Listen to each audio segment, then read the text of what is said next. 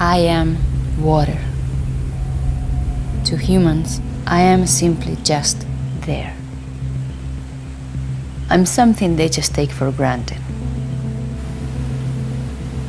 But there is only so much of me, and more of them every single day. I start as rain in the mountains, flow to the rivers and streams, and end up in the ocean. Then the cycle begins again. And it will take me 10,000 years to get back to the state I'm in now. But to humans, I'm just water, just there. Where will humans find me when there are billions more of them around? Where will they find themselves? Will they wage wars over me, like they do over everything else?